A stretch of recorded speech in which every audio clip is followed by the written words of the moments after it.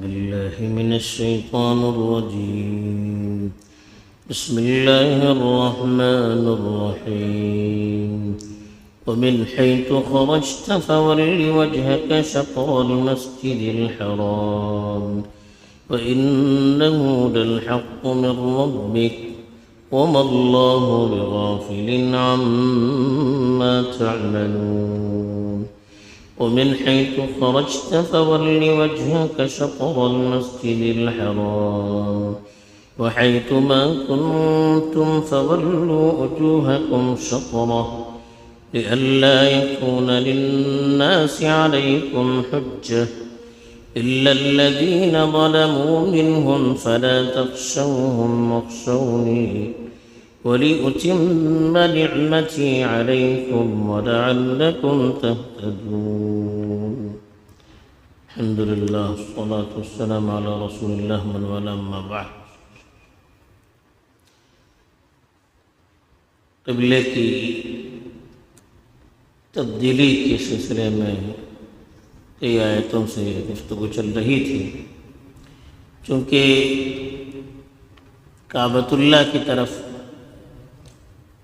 رخ کر کے اس کو قبلہ بنا کر نماز پڑھنے کا جب حکم آیا تھا تو بڑی سخت مخالفت کی گئی تھی اور رسول اللہ صلی اللہ علیہ وسلم کے خلاف اور اس دین کے خلاف بڑا پروپیگنڈا کیا گیا، طرح طرح کے اعتراضات کیے جانے لگے. تو اس لیے بار بار اللہ کے رسول صلی اللہ علیہ وسلم اور مسلمانوں کو تسلی دینے کے لیے مختلف ناحیت سے ایک ہی بات کو بار بار بیان کیا گیا تاکہ سارے اشکالات بھی دور ہو سکیں اور اہل ایمان کو اس سلسلے میں اطمینان اور اعتماد دونوں حاصل ہو سکیں.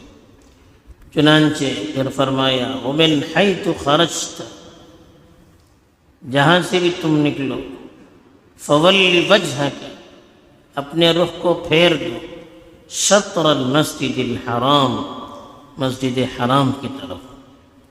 پیچھے بھی یہی بات دہرائی گئی تھی کہ آدمی جہاں بھی رہے، چاہے وہ مکے میں رہے یا مکے سے باہر رہے، قریب رہے یا دور رہے، خشکی میں رہے یا سمندر میں رہے یا فضا میں رہے، نماز کے وقت اس کو رخ کعبۃ اللہ کی طرف کرنا پڑتا ہے. پھر کہا وَإِنَّهُ لَلْحَقُّ مِن رَّبِّكَ، اور یہی یقیناً تمہارے پروردگار کی طرف سے برحق چیز ہے. یعنی کعبۃ اللہ کی طرف رخ کر کے تمہیں نماز پڑھنے کا جو حکم دیا گیا ہے یہی صحیح حکم ہے اور تمہارے پروردگار کی طرف سے تمہارے لیے یہی قبلہ متعین کیا گیا ہے. اس لیے تمہیں اس سلسلے میں دوسروں کے اعتراضات کی وجہ سے متاثر نہیں ہونا چاہیے اور اس سلسلے میں کوئی شک یا کوئی شبہ تمہارے دل میں پیدا نہیں ہونا چاہیے. پھر فرمایا وَمَا اللَّهُ بِغَافِلٍ عَمَّا تَعْمَلُونَ، اللہ غافل نہیں ہے ہر اس چیز سے جو تم کیا کرتے ہو. یعنی تمہارے کسی عمل سے اللہ غافل نہیں، تمہارا ایک ایک عمل اللہ کے علم میں ہے. اللہ تعالیٰ دیکھ رہے ہیں، اس کے فرشتے نوٹ کر رہے ہیں، تمہارے نام اعمال میں یہ ساری چیزیں تحریر ہو رہی ہیں. اس لیے مسلمانوں کو بھی اس میں تسلی ہے کہ آپ جو بھی اچھا کام کریں گے چھپ کر کریں، کھل کر کریں، کوئی دیکھے نہ دیکھے. یہ آپ کو یاد رہنا چاہیے کہ یہ ساری چیزیں اللہ کے یہاں نوٹ ہوتی ہیں. جب اللہ کے یہاں نوٹ ہوگی پھر اللہ تعالیٰ اس کے مطابق آپ کو بدلہ بھی دیں گے. اور مشرکوں کو بھی دھمکی دی جا رہی کہ آپ جتنی چاہے مخالفت کریں، جتنی چاہے سازشیں کریں، جتنے چاہے پروپیگنڈے کریں، آپ کی ایک ایک چیز اللہ کے پاس نوٹ ہو رہی ہے اور اللہ تعالیٰ اسی کے مطابق آپ کو بدلہ بھی دینے والے ہیں. پھر فرمایا وَمِنْ حَيْثُ خَرَجْتَ، آپ جہاں سے بھی نکلو، فَوَلِّ وَجْهَكَ، اپنے رخ کو پھیر دو، شطر المسجد الحرام، مسجد حرام کی طرف. وَحَيْثُ مَا كُنْتُمْ، ایمان والوں سے بھی کہا جا رہا ہے کہ آپ بھی جہاں کہیں رہے، فَوَلُّوا وُجُوهَكُمْ شَطْرًا، اپنا رخ اسی کی طرف پھیر دیجیے. پھر دوبارہ یہ مکرر کہا، اس لیے کہ اس کے بعد پھر کچھ تسلی بھی دی جا رہی ہے اور اعتراض کا جو حکمت بھی بیان کی جا رہی ہے، کچھ انعامات کا بھی تذکرہ کیا جا رہا ہے کہ آپ کعبۃ اللہ کی طرف رخ کریں گے باوجود ان کی مخالفتوں کے، تو فائدہ کیا ہوگا؟ لئلا یکون للناس، تاکہ لوگوں کے لیے نہ ہو علیکم حجہ، تمہارے خلاف کوئی دلیل۔ آپ کعبۃ اللہ کی طرف رخ کر کے نماز پڑھیں گے، پھر لوگ آپ کے خلاف حجت نہیں کر سکیں گے۔ حجت کہتے ہیں اس کو ہم لوگ کٹ حجتی کہتے ہیں، غلط سلط دلائل سے سامنے والوں کو پھسلانے کی کوشش کرنا، ان کو ان کے مشن سے روکنے کی کوشش کرنا، زبردستی کا بحث و مباحثہ کرنا، تو لوگ آپ سے پھر کٹ حجتی نہیں کریں گے۔ لوگ کہا کرتے تھے، یہودی کہتے تھے کہ اگر اس کا دین صحیح ہوتا تو پھر ہمارے قبلے کی طرف کیوں رخ کرتا؟ کچھ یہودی جو پڑھے لکھے ہوتے تھے ان کو معلوم تھا کہ اس نبی کا قبلہ کعبۃ اللہ کی طرف ہوگا، ان کی کتابوں میں بھی اشارہ تھا اس کا، لیکن اللہ کے رسول صلی اللہ علیہ وسلم مسجد اقصیٰ کی طرف رخ کر کے نماز پڑھتے تھے، تو وہ بھی کہتے تھے کہ یہ کعبۃ اللہ کی طرف رخ کرنے والا نبی ہماری طرف رخ کر کے کیوں نماز پڑھ رہا ہے؟ ہو نہ ہو اس کی نبوت میں کچھ کمزوری ہے یا اس کے دعوے کے اندر کوئی کمزوری ہے۔ اور مکے والے کہتے تھے کہ یہ تو اپنے آپ کو دین ابراہیمی کا حامل کہتا ہے، ابراہیم کا وارث کہتا ہے، اور پھر اس کے کعبے کو چھوڑ کر دوسرے کو قبلہ بنا رہا ہے۔